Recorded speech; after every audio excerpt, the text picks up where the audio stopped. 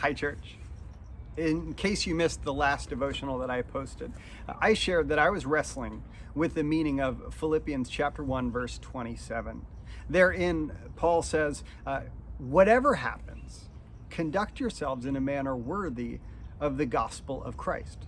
Then whether I come and see you or only hear about you in my absence, I will know that you stand firm in the one Spirit, striving together as one for the faith of the gospel. The challenge, as I shared last time, is that the phrase conduct yourselves in a manner worthy of the gospel kind of misses the point at what Paul's getting at, or at least it clouds the point. It's probably better understood, not conduct your lives, but live as citizens. So a better meaning of what Paul's saying is live as citizens of God's kingdom, or live as citizens of heaven in a manner worthy of the gospel. That's about as far as we got.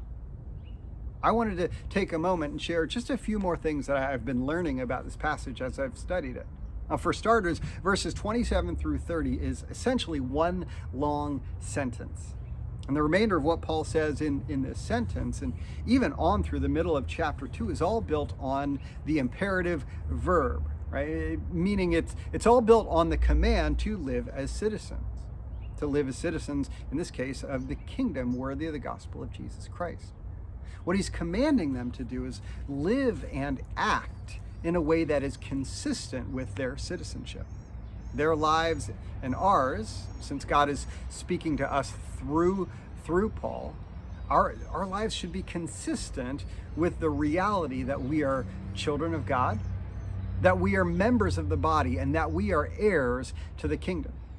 To live as citizens worthy of the gospel is to esteem the price that was paid in order that we might become children of God, members of the body, and heirs to the kingdom.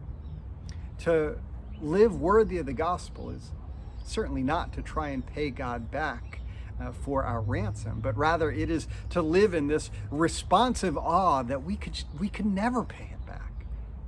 Now, there are many within Christianity today that would reject the thought of attempting to live lives worthy.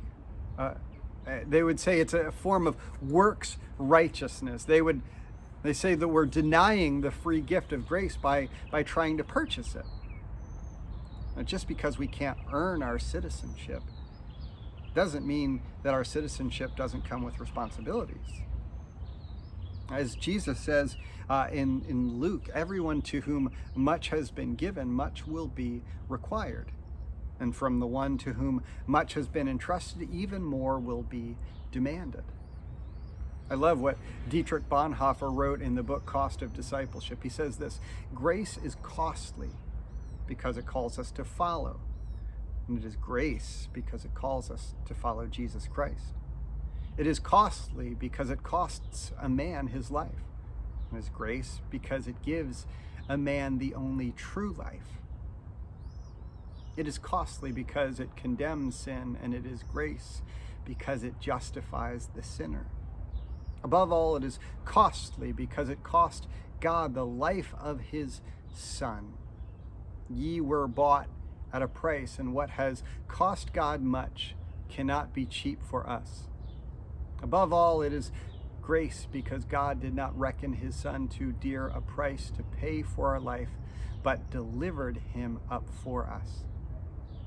To live as a citizen worthy of the gospel is to recognize grace was costly, and to live every day thankfully, responsively, obediently in light of that truth.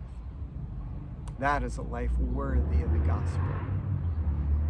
Grace and peace, church.